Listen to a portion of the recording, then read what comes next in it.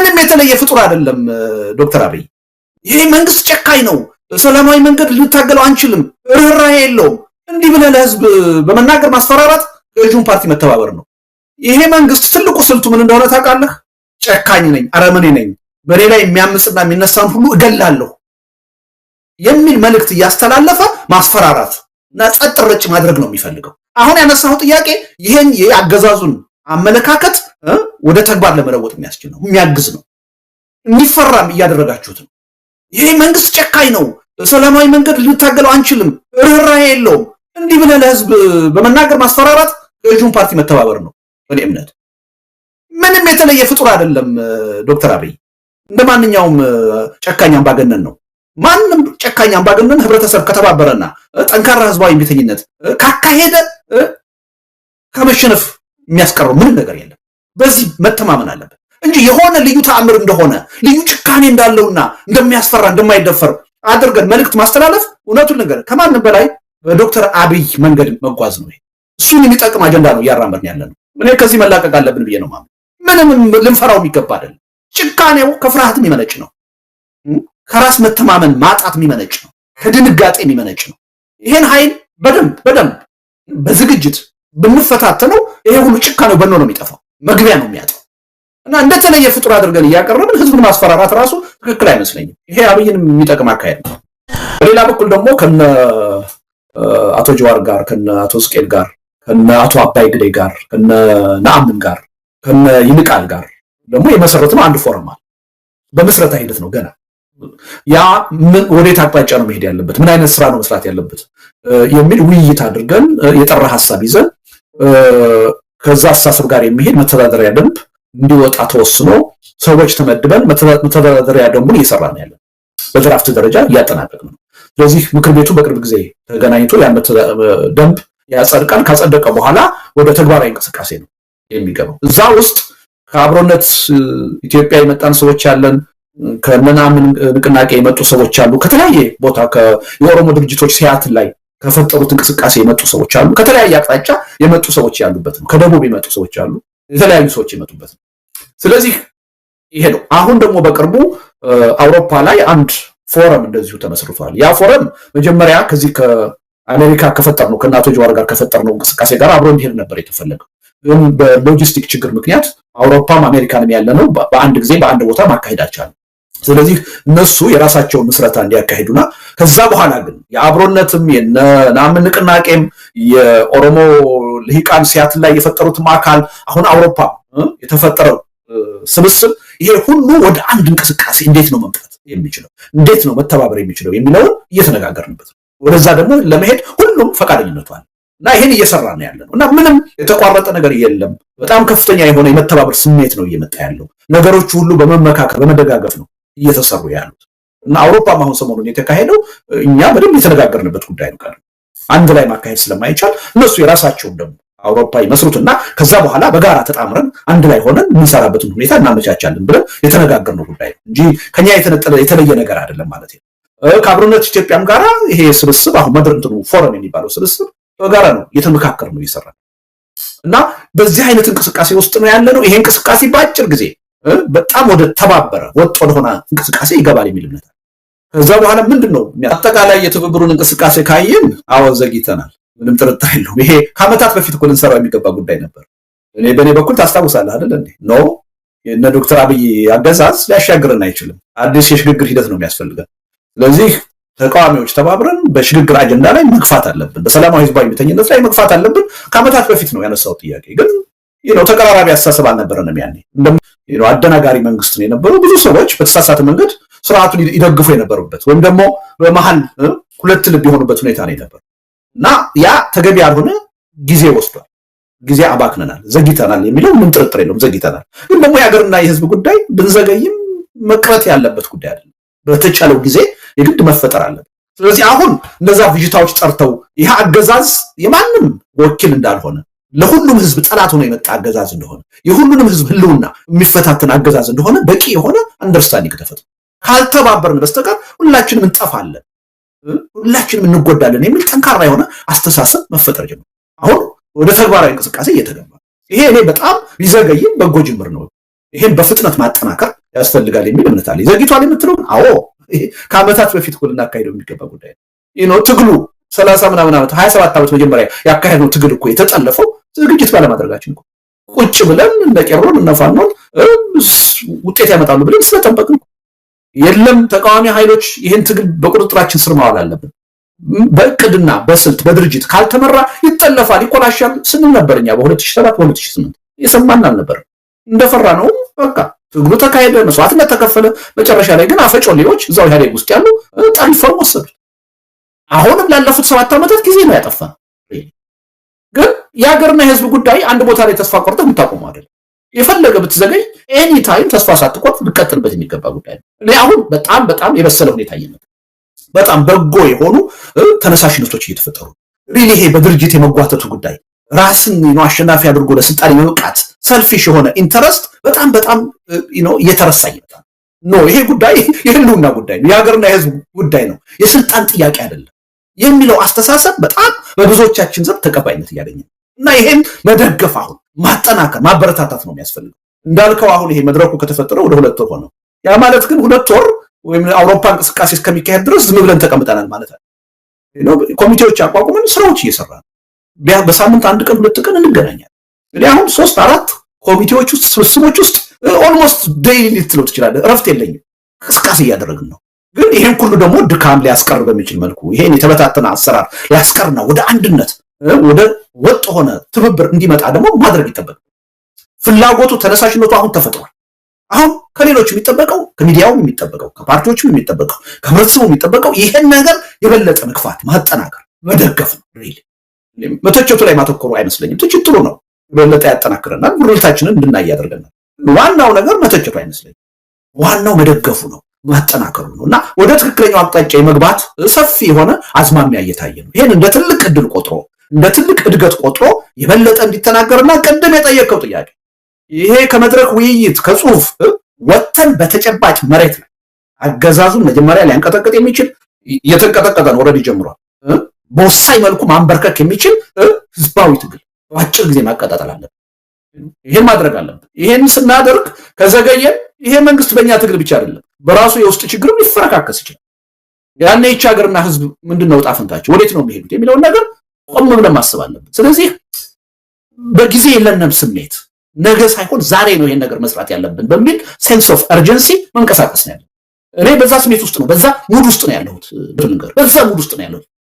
ራሴ እድሜን እየተሻማሁ ነው። ሰው ነኝ፣ ተሰባሪ ነኝ፣ ነገ ላልኖር እችላለሁ። ይችን ያለችኝን ጊዜ የዚህ ሀገርና ህዝብ ሁኔታ እንዲቀየር ምን ማድረግ አለብኝ ብዬ በዛ አይነት ስሜት ሙድ ውስጥ ሆኜ ነው እየሰራሁ ያለው። ሁላችንም ወደዛ አይነት አቅጣጫ ውስጥ መግባታል። ከገባን እጅግ ደካማ የሆነ ህዝባዊ መሰረት የሌለው መንግስት ነው በስልጣን ላይ ያለው። በአጭር ጊዜ የህዝብ ትግል ሊፈረካከስ የሚችል ሊበታተን የሚችል ኃይል ነው ያለው። በዚህ ምንም ጥርጥር የለኝም። ይሄ መንግስት 7 ዓመት መቀጠል የቻለው በምንም በሌላ ምክንያት አይደለም። በእኛ ድክመት፣ በእኛ ለመተባበር፣ በእኛ ተግቶ አለመስራት። በአጭር ጊዜ ማሳካት ከቻል የቀናት ጉዳይ ነው፣ የሳምንታትም አይደለም። አቶ ያሬድ ኃይለ መስቀል በቀደም ትችት እያቀረበ ነበር በእኔ ጽሁፍ ላይ እና 45 ቀን አበስተዋል ነው ሲለኝ ነበር። እውነቱን እነዛን ስራዎች ከሰራን 45 ቀንም አይቆይም። ሰሞኑን የጀንዚ እንቅስቃሴ የተካሄደባቸው ሀገሮች ያሳዩት እውነታም ይሄ ነው። አንዳንዶቹ መንግስት የቀየሩት እኮ በ2-3 ሳምንት ነው። 45 ቀን ወይም ደግሞ 6 ሳምንት አላስፈልግም። ኢትዮጵያ ውስጥ ከዛ በባሰ ፍጥነት ሊመጣ ይችላል እና ሪሊ ይሄን ስሜት ይሄን የተፈጠረ ኢነርሻ ይዘን መቀጠል ነው ያለን እና ሚዲያውም እዚህ ላይ ነው ርብርብ ማድረግ ያለበት። እኔ እንደው በዚህ አጋጣሚ መማጸን የምፈልገው ፕሊዝ ይሄ እና አብይ አህመድ በየጠዋቱ ብቅ እያሉ የሚሰጡንን አጀንዳ እየተቀበልን ማስተጋባት የለም። እርግጥ ነው መገናኛ ብዙሃን ዜና መስራት አለባችሁ። ለሱ የሚጠቅማችሁን መረጃ እየተቀበላችሁ ሰው ዋናውን ጊዜያችን ማጥፋት ያለብን ትኩረታችን መሆን ያለበት በተለይ ፓርቲዎች መሆን ያለበት በራሳችን አጀንዳ እኛንን አጀንዳ ማቀበል ያለብን እኛንን የፖለቲካ አጀንዳውን መምራት ያለብን እኛንን እነሱን ተከታይ ማድረግ ያለብን እንጂ እነሱ አጀንዳ እየሰጡ እኛን ተከታይ ሊያደርጉን አይገባም። እነርሳውና የነሱን ወግ ይሄ ትርኪ ምርኪ ወግ አሁን እስቲ እንደው የሶፍ ዑመር ዋሻ የተካሄደውን ውይይት እንኳንስ ነው በሱ ጉዳይ መነጋገርና ማዳመጥ ምን ይጠቅማል? ያሻንጉሊቶች ስብስብ ነው። አሳፋሪ የሆነ ኢትዮጵያዊነትን እንድትጠላ የሚያደርግ ስብስብ ነው ያየነው። በእነሱ ጉዳይ መወያየትና ጊዜ ማጥፋት ምን ይጠቅመናል? የዛን ግማሽ 1/3 በጃይካ ቃል ኪዳን ላይ በግንቦት ማንፌስቶ ላይ መነጋገር ነው የሚጠቅመን ነው። ምክንያቱም እነዛ አጀንዳዎች ናቸው ለወቅቱ ጥያቄዎቻችን መልስ የሚሰጡ። እንዴት ነው ጠንካራ ህዝባዊ እምቢተኝነት አካሂደን በአጭር ጊዜ በቀላል መስዋዕትነት ይሄን መንግስት የምናንበረክከው የሚለውን ጥያቄ የሚመልስልን የአጀንዳ ነው። እዛ ላይ ነው ጊዜያችን ማጥፋት ያለብን። በትግልም በራሱ ውስጣዊ ችግርም ለውጥ ከመጣ አገሩ እንዳይፈርስ፣ ህዝቡ ወደ ባሰ እልቂት እንዳይሄድ ምን አይነት የተዋጣለት ሽግግር ነው ሊኖረን የሚችለው? እንዴት ይቻላል? ይህን የሚመልስ አጀንዳ ነው የጃይካ ቃል ኪዳን። እሱ ላይ ነው ጊዜያችን ማጥፋት ያለ። ንቅናቄው ጋር እኮ አሁን ኦልሞስት አብረን እየሰራን ነው እኮ። ያ የተፈጠረው ፎረም የአብሮነት ሰዎችም አለንበት፣ የንቅናቄው ሰዎችም አሉበት፣ የሲያትል ላይ ህብረት የፈጠሩት የኦሮሞ የፖለቲካ ኃይሎችም አሉበት። ከዛ በተናጠልም የተለያየ እንቅስቃሴ የሚያደርጉ ኃይሎች ከደቡብም ከሶማሌም ከሐረሬም ከተለያዩ ክልሎችም ከትግራይም የመጡ ኃይሎች አብረው እየሰሩበት ያለው። ስለዚህ ንቅናቄው በተለይ በህዝባዊ እምቢተኝነት ጉዳይ ላይ የበለጠ የመስራት ፍላጎት እስካለው ድረስ በእኛ በኩል አብረን ተባብረን ለመስራት ምንም ወደኋላ የምንለው ነገር የለም። ምንም ቅድመ ሁኔታ የለንም። ምንም ይህን ከተደረገ ነው ይሄ ካልተደረገ ነው ከከሌ ጋር እሰራለሁ ከከሌ ጋር አልሰራም የሚል ነገር እኛ ጋር ምንም ቦታ የለው። ስለዚህ እኔ በአሁኑ ወቅት ስልኬን አንስቼ ለመደወል በዚህ ጉዳይ ላይ አብረን እንስራ እንነጋገር ለማለት የማልችለው አንድም ሰው የለም። እውነቴን ነው። አንድም ሰው እነዛ ሰዎች ሁሉ እኔ ጋር አንድ አይነት አመለካከት ኖሯቸው አይደለም ለእኔ ወይም በጎ ያስባሉ ብዬ ስለማምን አይደለም። በቃ አሁን ቅድሚያ ልንሰጠው የሚገባው ጉዳይ የግል ጉዳይ አይደለም፣ የቡድን ጉዳይ አይደለም፣ የአካባቢ ጉዳይ አይደለም፣ ወይም ደግሞ የአይዲዮሎጂ ጉዳይ አይደለም፣ የዲሞክራሲ የምናምን አጀንዳ ጉዳይ አይደለም። በቃ የሀገርና የህዝብ ህልውና ጉዳይ ነው። እንደ አገርና እንደ ህዝብ የመቀጠልና ያለመቀጠል ጉዳይ ነው። እንዲህ አይነት ከፍተኛ የሆነ አጀንዳ ከፊት ተቀምጦ ምንም አይነት ቅድመ ሁኔታ ሊኖር አይገባም። ከከሌ ጋር አልገናኝም ከከሌ ጋር አልሰራም ልንል አንችልም። ይሄን የምንል ከሆነ አንደኛ የአደጋው ክብደት አልገባንም ማለት ነው። ሁለተኛ ለውጥ ለማምጣትም አልተዘጋጀንም ማለት ነው። ሰልፊሾች ነን ማለት ነው። ስለዚህ ምንም ጥርጥር የለውም ማለት ነው። እኔ በዚህ አጋጣሚ የማስተላልፈው መልእክት ተባብረን የማንሰራው አካል የለም። እኛ በኩል ዝግጁ ነን። በቅንነት ነው የእያንዳንዱን እንቅስቃሴ አሁን የንቅናቄውን እንቅስቃሴ የምናየው እና ተባብረን ለመስራት we are ready። ይሄ አሁን እየተፈጠረ ያለው በተለይ እንትኑ ራሱ የአብሮነትም እንቅስቃሴ በተለይ የዚህ የፎረም እንቅስቃሴ ይሄን ነው። ይሄን አሁን የትብብር ስሜት ተፈጥሯል። ብዙ ትብብሮች በተለያየ አቅጣጫ እየመጡ ነው። እሰየው ነው። ይሄ በርታታት አለበት። ግን ደግሞ ሌላ ፉክክር እንዳንፈጥር፣ ሌላ ቅራኔ እንዳንፈጥር ደግሞ ይሄ ኃይል ወደ አንድ የተባበረ እንቅስቃሴ እንዴት ይግባ የሚለው ዋና አጀንዳ አድርገን እየተነጋገርን እና ሪሊ በጣም ጥሩ መንፈስ ነው ያለው። ይሄን በደንብ ማገዝ ያስፈልጋል። ተወያይተን የጋራ ሰነዳችንን እናደርገው። እኔ ያዘጋጀሁት ሰነድ እንደው በእርግጠኝነት በወጥነት ችግራችንን ይፈታል እያልኩ አይደለም። አንድ የመነጋገሪያ መነሻ ሰነድ ግን ይሆናል፣ ረቂቅ ሆኖ ያገለግላል። ምክንያቱም እኔ ዝም ብዬ በስሜት የጻፍኩት ነገር አይደለም። የ33 ዓመት የትግል ተመክሮዬን፣ ንባቤን፣ ልምዴን መሰረት አድርጌ ነው የጻፍኩት። የኢትዮጵያን ተጨባጭ ሁኔታ መሰረት አድርጌ ነው የጻፍኩት። እያንዳንዱ አረፍተ ነገር አይደለም፣ እያንዳንዱ ቃል በምክንያት ነው እዛ ላይ የተቀመጠው። ስለዚህ ሪሊ መነሻ ሀሳብ ይሆናል የሚል እምነት አለኝ። ግን ደግሞ ኢትዮጵያ ብዙ የፖለቲካ ቅራኔ ነው ያለው፣ ብዙ የፖለቲካ አስተሳሰብ ነው ያለው። ያ ሰነድ እንዳለ ለሁላችንም ይጠቅማል ብዬ ደግሞ አላምንም። መሻሻል አለበት፣ መጠናከር፣ መዳበር አለበት። ከዛ በኋላ የጋራችን እናደርገዋል። ያ የኢትዮጵያ ሕዝብ የጋራ አጀንዳ እንዲሆን ማድረግ እንችላለን የሚል እምነት አለ። በመነሻነት ግን ይሄ ከበቂ በላይ የሚያሰራ ሰነድ ነው የሚል የሚያዋይ ሰነድ ነው የሚል እምነት አለኝ እና ሪሊ መገናኛ ብዙሃንም ትኩረት ስጡት። ፓርቲዎች፣ በተለይ አገር ቤት ያላችሁ ፓርቲዎች ትኩረት ስጡት። እንወያይበት፣ በዚህ ጉዳይ ላይ እናዳብረው እና በአጭር ጊዜ የህዝብ አጀንዳ እናድርገው የሚል እምነት አለኝ እና በዚህ ጉዳይ ላይ ምክንያቱም ይሄ ሲንከባለል የመጣ በዚህ ጉዳይ ላይ የጠራ አቋማትን ብዙ ነገር እያበላሽ ነው እስካሁንም የመጣ ነው የሚል እምነት አለኝ። ተቃዋሚ ፓርቲ እንደው ባጭሩ ለመግለጽ ዶክተር አብይ አህመድ የሚባሉ ሰው በዙፋኑ ላይ በስልጣኑ ላይ እስካሉ ድረስ ነፃና ፍትሃዊ ምርጫ ኢትዮጵያ ውስጥ የሚታሰብ አይደለም። እኔ በዚህ ፍጅታ ያለው ሰው ካለ ሌላ ጉዳይ። አንድ በዚህ እንስማማ። ሁለተኛ ያው እንኳንስ አሁን የዛሬ 4-5 ዓመት ምርጫ ከመካሄዱ በፊት እኔ ተቃውሞዬን ሳቀርብ ነበር። የወቅቱ የኢትዮጵያ ችግር በምርጫ ሊፈታ አይችልም። ሁሉን አቀፍ በሆነ የሽግግር ሂደት ነው ሊፈታ የሚችለው። ምርጫ ችግሩን የበለጠ ያባብሰዋል እንጂ መፍትሄ አይደለም እያልኩ ነው ስናገር የነበረው። የሆነው ይሄ ነው። ምርጫ ተካሄደ ችግሩን ይፈታል ተብሎ ኢትዮጵያ ግን ወደ ባሰ ቀውስ ውጥንቅጥ ውስጥ ነው የገባችው። አሁንም የኢትዮጵያን ወቅታዊ ችግር ምርጫ ሊፈታው አይችልም። እንዲያውም ምርጫ ሊያባብሰው ይችላል። እዚህም ላይ ብዥታ መኖር የለበት። 3 የሚቀጥለው ምርጫ አሁን የፊታችን ግንቦት የሚመጣው ቅድም ካልኩት አስተሳሰብ ጋር በተያያዘ ግን ተአምር ነፃና ፍትሃዊ ይሆናል የሚል እምነት የለኝም። እናውቃለን ይህ አገዛዝ የ5 ዓመት ኮንትራቱን ከሆነ የሆነ ግርግር ፈጥሮ የሆኑ አጃቢዎች ፈጥሮ ማህተም አስመትቶ 5 ዓመት ኮንትራቱን ለማራዘም ነው እንጂ የሚፈልገው ነፃና ፍትሃዊ ምርጫ አካሂዶ ህዝብ የስልጣን ባለቤት እንዲሆን ምንም ቅንጣት ያህል ፍላጎት የለውም፣ እምነቱም የለው። ስለዚህ ይሄ ምርጫ ነፃና ፍትሃዊ ይሆናል የሚል እምነትም የለም። አሁን በእነዚህ ጉዳዮች ላይ እንተማመን። መጀመሪያ እኔ ብዙ ጥያቄ ያለ አይመስለኝም እዚህ ላይ። ብዙዎቹ ፓርቲዎቹ በቀደም ያነሱት ጥያቄ ይሄ ነው። ነፃና ፍትሃዊ ምርጫ ለማካሄድ አስቻይ ሁኔታም የለም ኢትዮጵያ ውስጥ በጦርነት እየታመሰች የሚል እስማማለሁ። ነገር ግን በጣም በጥንቃቄ ልናየው የሚገባ ጉዳይ የኛ አቋም የፈለገውን አይነት ቢሆን በእነዚህ 3 ጉዳዮች ላይ አሁን በጠቀስኳቸው ወጥ የሆነ የሚያስማማ አመለካከት ቢኖረንም ባይኖረንም ይህ አገዛዝ ምርጫውን ከማካሄድ ግን ወደኋላ አይደለም። ይህን አንጠራጥር። በተለይ ምርጫውን ተቃዋሚ ፓርቲዎች ቦይኮት ካደረጉት በደስታ ነው ምርጫውን የሚያካሂዱ። አሁን ይሄ አገዛዝ እየፈለገ ያለው አጃቢ ይሆኑኛል ብሎ ተቃዋሚዎች ገብተው እንዲሳተፉ አይደለም እየፈለገ ያለው። ነፃና ፍትሃዊ ምርጫ አይካሄድም ብለው ተስፋ ቆርጠው ከወዲሁ ቦይኮት እንዲያደርጉ ነው የሚፈልገው። እኔ በዚህ ጥርጥር የለኝ፣ ቦይኮት እንዲያደርጉ ነው የሚፈልገው። ስለዚህ ይህን ወጥመድ በትክክል መረዳት አለ። ስለዚህ ምርጫውን በሚመለከት የምንወስደው አቋም ከተሳትፎ አንጻር ምንድነው መሆን ያለበት የሚለውን እጅግ በጣም በጥንቃቄ ማየት አለ። የፖለቲካ ኃይሎቹ መጀመሪያ በዚህ ጉዳይ ላይ መመካከርና መተማመን አለበት። ምን አይነት እርምጃ ነው የምንወስደው፣ መቼ ነው የምንወስደው የሚለው ዝም ብለን ከአሁኑ ቦይኮት እንደምናደርግ በምርጫው እንደማንሳተፍ መናገርና እንደዚህ አይነት አቋም ለህዝቡ ማስተላለፍ ከባድ ስህተት ነው የሚል እምነት አለ።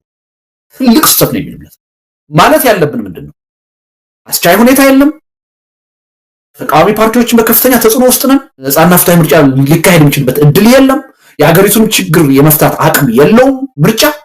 ነገር ግን ይህን ሁሉ ጥሰህ እንደተለመደው ምርጫውን የምታካሄድ ከሆነ ግን እኛም እንሳተፋለን፣ እንመዘገባለን። ህብረተሰቡ የሚካሄደው ምርጫ ነፃና ፍትሃዊ ይሁንም አይሆንም እንደማይሆን እናውቃለን። እንደማይሆንም እያወቀ በዜግነቱ ካርዱን ማውጣት አለበት። የምርጫ ካርዱን ተመዝግቦ መያዝ አለበት። ከዛ በኋላ ይሄ ባፋችን የምንናገረው ነፃና ፍትሃዊ ምርጫ ሊካሄድ አይችልም፣ አገዛዙ ዝግጁ አይደለም የምንለው ምርጫው ላይ ተመዝግበን በአጭር ጊዜ ለኢትዮጵያ ህዝብና ለዓለም ህብረተሰብ እንዲታይ እናደርግ።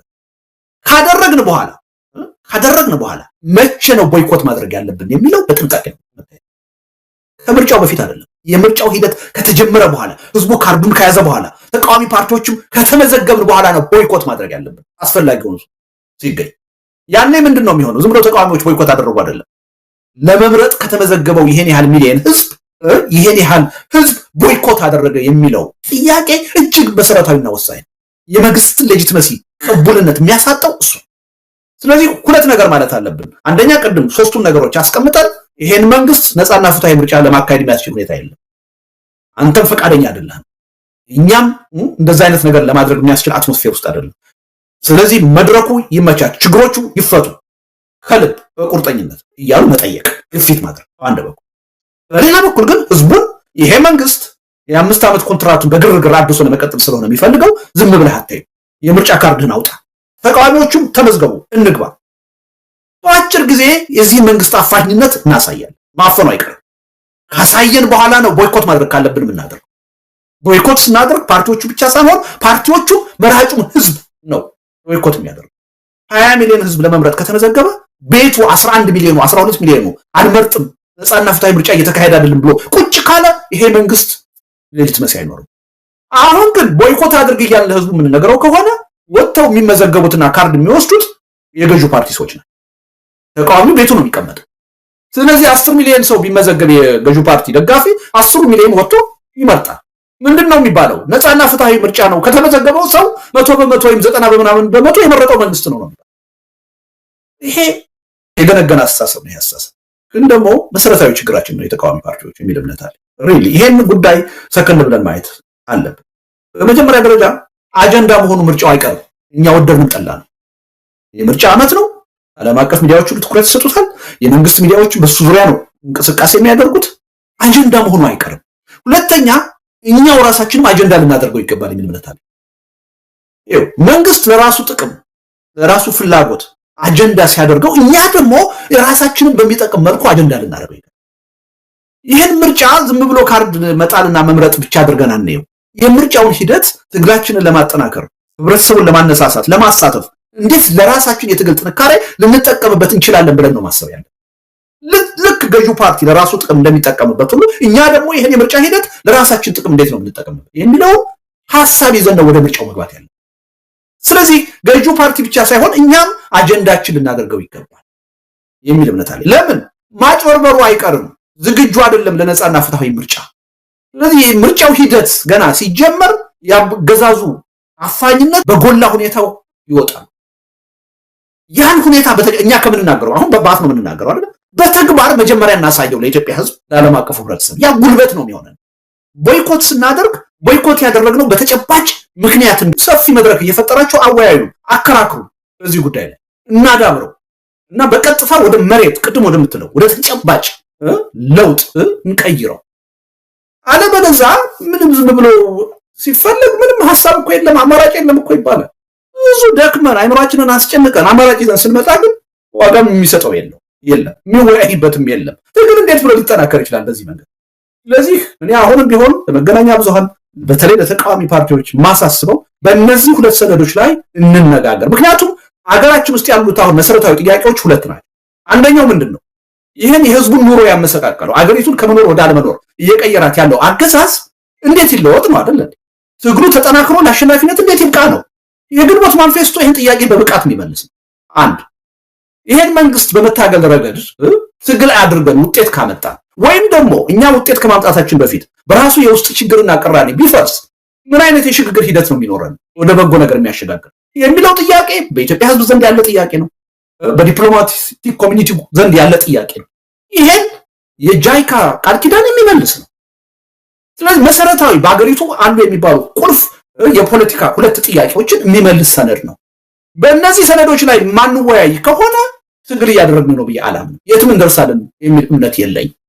በአንድ ሰው አቅምና ሁኔታ ከዚህ በላይ መስራት የምችለው ነገር ያለ አይመስለኝም። ሁለት ነገር እያደረግኩ ነው። በአንድ በኩል መነሻ ሀሳቦችን እያቀረብኩ ነው። አስፈላጊ የሚባሉ የወቅቱን የፖለቲካ አጀንዳ ወይም ጥያቄ ሊመልሱ የሚችሉ ሰነዶችን በተደራጀ መልኩ እያቀረብኩ፣ ዋናውና ቀዳሚው ቅድመ ሁኔታ ይሄ ነው የሚል እምነት ስላለኝ አንድ። እዚህ ላይ ደግሞ አላቆምኩ። የወቅቱ የህዝብ ትግል ተጠናክሮ አሸናፊ ሆኖ ለውጤት እንዲበቃ ከተፈለገ የተቃዋሚ ፓርቲዎች ትግል መተባበር አለበት። በተናጠል የትም አይደርስም። ይሄ ትግል እንዲተባበር እንዲቀናጅ ከማንም ያላነሰ ጥረት እያደረጉ በተግባር ታውቀዋለህ አንተም ማለት ነው። ብዙዎቹ መድረኮች ተሳትፈዋል። እያደረኩ ነው። እኔ ማድረግ ያለብኝ ነገር እያደረኩ ነው። ይሄን ነገር ደግሞ ወደ ላቀ ውጤት መሬት ላይ ለመቀየር የማንም አይደለም የሁላችንም እንቅስቃሴ ነው የሚያስፈልገው። ከሁሉም በላይ የተቃዋሚ ፓርቲዎች ያስፈልጋል። የመገናኛ ብዙሃን በትግል ጉዳይ ላይ ትኩረት ሰጥታችሁ የምትሰሩ መገናኛ ብዙሃን ትኩረታችሁን እዛ ላይ አድርጋችሁ መስራት ይጠበቅባችኋል። ሌላው የጉዳዩ ዋና ባለቤት ህብረተሰቡ፣ ህዝቡ በዚህ ጉዳይ ላይ ትኩረት ሰጥቶ መሳተፍ አለ። ማን ነው ይሄን ነገር ወደ ተግባር የሚለውጠው የሚለው ሲቪክ ኦርጋናይዜሽኖች፣ ታዋቂ ግለሰቦች፣ ምሁራን፣ የፖለቲካ ፓርቲዎች፣ መገናኛ ብዙሃን፣ አክቲቪስቶች የእነዚህ ሁሉ ድምር ውጤት ነው። ስለዚህ አንዳችን ከሌላችን የምንጠብቀው ወይም ጣታችን የምንቀስረው ጉዳይ አይደለም። ሁላችንም ነን ይሄን ማድረግ ያለን። እኔ እየወቀስኩም ያለሁት ሁላችንም ነው። የሁላችን የተባበረ ትግል እና ጥረት ስለሌለ ነው እንደዚህ አይነት በጣም አስቀያሚ የሆነ በታሪካችን አይተነው የማናውቅ ደካማ እና ክፉ አገዛዝ በጫንቃችን ላይ ይሄን ያህል ዓመት መቀጠል ይቻላል። ይሄን ጥያቄ ሁላችንም ራሳችን ጠይቀን ራሳችን መልስ መስጠት አለን። ሁላችንም የራሳችንን ኃላፊነት ከተወጣን እና ያ ትግል ከተባበረ ምንም ጥርጥር የለውም በአጭር ጊዜ ለውጥ በግንቦት ማንፌስቶ ላይ እንዳየ ነው።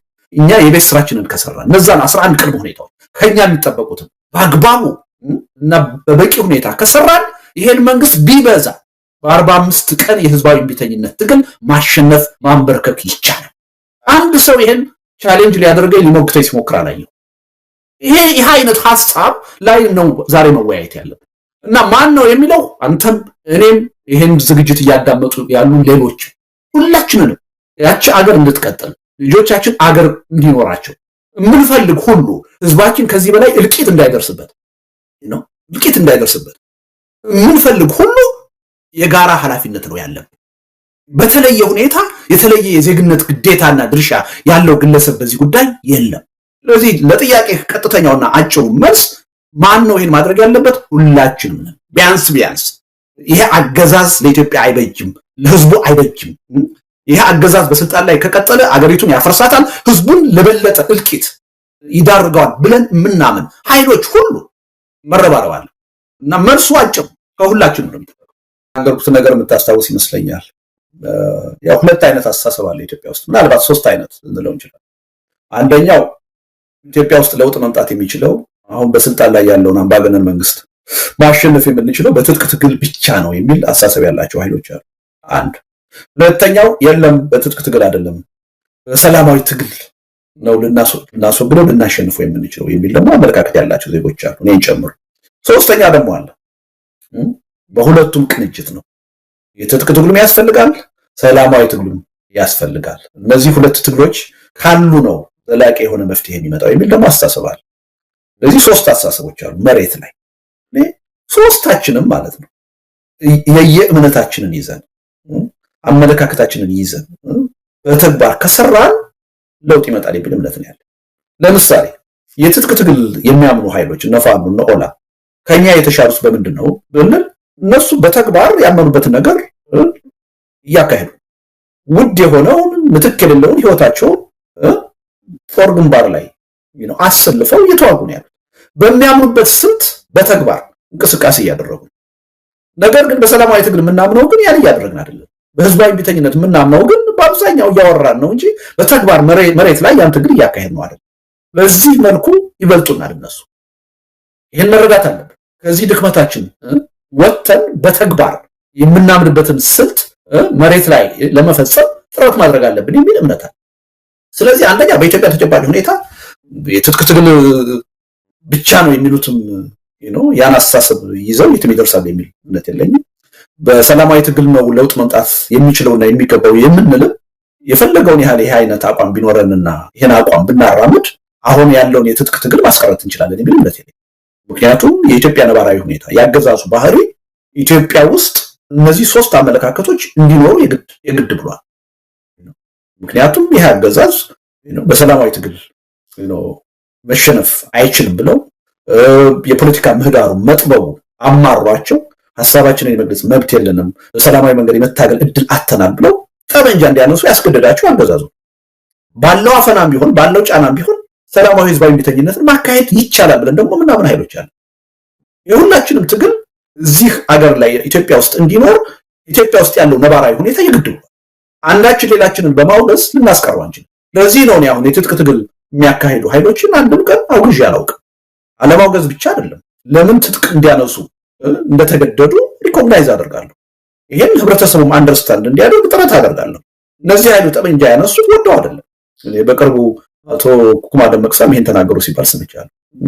መናገር ካልቻልክ፣ በነፃነት ሐሳብህን መግለጽ ካልቻልክ፣ መደራጀት ካልቻልክ፣ መንቀሳቀስ ካልቻልክ ጠመንጃ ልታነሳ ትገደዳለህ። ይሄ የዓለም ተጨባጭ ሁኔታ ነው፣ በየትም ዓለም የታየ ነገር። ስለዚህ ለዚህ ተጠያቂው አገዛዙ ነው። አገዛዙ ስለሆነ ለምን ጠመንጃ አነሳችሁ ብዬ አንድም ቀን አውግዤ አላውቅም። እንደውም ኮዛቸውን ያነሱበትን ምክንያት ሪኮግናይዝ አድርጋለሁ። ነገር ግን ደግሞ እኔ እምነት አለኝ። በጦርነት ሂደት ለረጅም ዓመታት ኖረናል። ዘላቂ መፍትሄ እንዲመጣ በኢትዮጵያ ከፈለግን በሰላማዊ ህዝባዊ ቢተኝነት ትግል ማድረግ የበለጠ የተሻለ ነው፣ አዋጭው እሱ ነው የሚል እምነት አለ። ይሄ የእምነት ጉዳይ፣ በስልቱ ጉዳይ አብረን ልንሰራ እንችል። እኔ ለምሳሌ በትጥቅ ትግል እንቅስቃሴ ከሚያደርጉ ኃይሎች ጋር በትጥቅ ትግል አብሬ ልሰራ አልችልም፣ በስልቱ ስለማላምንበት። በትጥቅ ትግል አብሬያቸው አልሰራም ማለት ግን ከነሱ ጋር የጋራ ጉዳይ የለኝም ማለት አይደል። አገሪቱ የጋራ ናት፣ ህዝቡ የጋራ ነው፣ ችግሩ የጋራ ነው። ስለዚህ ይሄ ትግል የህዝቡንና የሀገሩን ጥቅም በማይጎዳ ሁኔታ እንዴት ነው መካሄድ ያለበት በሚለው ጉዳይ መተባበር እንችላለን የሚል እምነት አለ እንጂ በስልቱ ልንተባበር አንችልም። ዘመነ መጥቶ ሰላማዊ ሰልፍ እንዲያደርግ አልጠብቅም። እኔ ሄጄ ጠመንጃ ይዤ ልወጋ አልችልም፣ ወይም የትጥቅ ትግሉን ልተባበር አልችልም፣ እምነቴም አይደለም። ይሄ ማለት ግን በስልቱ አንተባበርም ነው እንጂ በሌሎች ሀገራዊ አጀንዳ የጋራ ጉዳያችን ግን መተባበር አለብን የሚል እምነት አለ። ስልቱ ነው የተለያየው፣ ግባችን አይደለም የተለያየው፣ ዓላማችን አይደለም የተለያየው፣ ችግራችን አይደለም የተለያየ። የአንድ ሀገር ልጆች ነን፣ አንድ ህዝብ ነው ያለን፣ አንድ ሀገር ነው ያለን። ስለዚህ ብዙ የጋራ ጉዳይ አለን። ኦንሊ ቲንግ የምንለያየው አሁን በስልቱ ነው። ስልቱ ላይ ያለን ልዩነት በሌሎች የጋራ ጉዳዮቻችን ላይ እንዳንነጋገር እንቅፋት ሊሆንብን አይገባም። ለዚህ ነው አብሮነት በሚፈጥራቸው መድረኮች በሰላማዊ ትግልም በትጥቅ ትግልም በሁለቱም መንገድ ለውጥ ይመጣል ብለው የሚያምኑ ኃይሎች ሲሰባሰቡ የምታየው የሚሰባሰቡት የሚተባበሩት በስልቱ አይደለም። ስልቱን ምንም ማድረግ አይቻልም። ያለ ልዩነት የጋራ የሚባሉ ጉዳዮች ስላሉ ወደፊትም ይሄ ሁኔታ መቀጠል አለበት የሚል እምነት ነው ያለኝ። በስልት ልዩነት ስላለ በሌላው ነገር ሁሉ ልዩነት እንዳለ አድርገን እንደማንገናኝ እንደማንተባበር ተደርጎ ማየት ትክክል አይደለም። ስለዚህ የስልቱ ልዩነትና የዓላማውን አንድነት በደንብ ማወቅ መረዳት የሚያስፈልግ ይመስለኛል። ይሄን ነው ማየት ያለብን። ከዛ ውጭ ግን እኔ መሳይ ለምንድን ነው አሁን ግፊት የምታደርጉብኝ እኔ ላይ ወደ ትጥቅ ትግሉ እንዳዘነብ? ትጥቅ ትግሉ እኮ ከበቂ በላይ መሪዎች እኮ አሉት፣ መተባበር አልቻሉም እንጂ ትጥቅ ትግሉ እኮ ጠመንጃ ይዘው ለመፋለም እኮ ጫካ የወረዱ እኮ ምናልባትም ያለ ማጋነን በመቶ ሺዎች የሚቆጠር አሉት እኮ አይደል እንዴ? በቂ ኃይል እኮ ነው ያለው። የጠፋው ምንድነው? መተባበር ነው የጠፋው። ድርጅታዊ መዋቅር መፍጠር ነው የጠፋው ነው። በበቂ የፖለቲካ አጀንዳ ማስደገፍ ነው ትግሉን የጠፋው እንጂ የሰው ኃይል አይደለም የጠፋው። ሪሊ አሁን እኛ የሰው ኃይል የጠፋው በተግባር መሬት ላይ ቅድም እንዳልኩት እየተካሄደ ያለ አይደለም የሰላማዊ ህዝባዊ ሚቲንግ ማራጭ በትጥቅ ትግል እነዚህን ኃይሎች ልታሸንፋቸው አትችልም። መጀመር አንደኛ የፖለቲካ አጀንዳ አላቸው፣ ተጨባጭ ሆነ መነሻ አላቸው። ሁለተኛ ከዛው ጋር በተያያዘ የህዝባዊ ተቀባይነት አላቸው፣ ድጋፍ አላቸው የሚለውን ነው በአደባባይ የምናገረው እንጂ እኔ የፖለቲካ አጀንዳ የላቸውም የህዝብ ድጋፍ የላቸውም ብዬ አላውቅም። አሁንም እየነገርኩ ያለሁት እንዳውም በሰላማዊ ትግል ከምናምነው የፖለቲካ ኃይሎች በላይ የደጋፊ ችግር የሌለባቸው እነሱ ናቸው። የተሳታፊ ችግር የሌለባቸው እነሱ ናቸው። እኔ ማንኛውም የትጥቅ ትግል አሁን ኢትዮጵያ ውስጥ የሚያካሂድ ኃይል ሰው ቸገረኝ ሲል ሰምቼ አላውቅም። ሎጂስቲክ ምናልባት መሳሪያ ትጥቅ ቸገረኝ ይላል እንጂ ሰው ቸገረኝ የሚል አልሰማሁም። እኔ መረጃ አለኝ። እኔ በተወልጄ ባደኩበት አካባቢ ፋኖ የሰው ኃይል ችግር የለበትም። በሰልፍ ነው ወጣቶች እየተመዘገቡ የፋኖ አባልና ተዋጊ መሆን የሚፈልጉ። ስለዚህ ምንም የአደባባይ ሚስጥር ነው ማለት ነው። የፋኖ ኃይሎች መተባበር አለባችሁ። የፖለቲካ ድርጅት ያስፈልጋችኋል። የጠራ የፖለቲካ አጀንዳ ያስፈልጋችኋል። ድርድርን አትግፉ። እስረኞች አያያዝ ላይ ጥንቃቄ አድርጎ ላለሁ እኮ የጦር ወንጀል ላለመፈጸም ተጠንቀቁ ላለሁ እኮ አይደል? ምክንያቱም ያገባኛል የህዝቡና የሀገሩ ጉዳይ ስለሆነ የፋኖ ጉዳይ ነው ብዬ ዝም ልል አልችልም፣ እንደ አንድ የፖለቲካ ሰው ማለት ነው። በዚህም ደረጃ አስተዋጽኦ እያደረግን ነው። እኔ ግን በማላምንበት ስልት ውስጥ ገብቼ ይሄን ተራራ ተቆጣጠር፣ ይሄን አድርግ ምናምን ልል አልችልም። ይሄን ሊሉ የሚችሉ ብዙ ሰዎች አሉ። እኔ እዛ ደረጃ ችግር ያለ አይመስለኝም። አሁን ያለው ችግር ቅድም ተናግሬዋለሁ። ከስልጣን ጥያቄ፣ ከቡድናዊነት ጥያቄ፣ ከአካባቢነት ጥያቄ ይልቅ የሀገርና የህዝቡ ጥያቄ ማስቀደም። ይህን ስታስቀድም አንድ የተጠናከረ አመራር ይኖራል፣ አንድ የተጠናከረ ድርጅት ይኖራል፣ አንድ ተጠያቂነት ሊያስከትል የሚችል ፍንትው ብሎ የሚታይ የፖለቲካ አጀንዳ ማንፌስቶ ይኖራል። ውድነቶቹ እነዚህ ናቸው። እነዚህን ማድረግ ለትጥቅ ትግል ኃይሎች ብቻ አይደለም፣ ለአጠቃላይ ለሀገሩና ለህዝቡ ይጠቅማል፣ ለሁላችንም ይጠቅማል።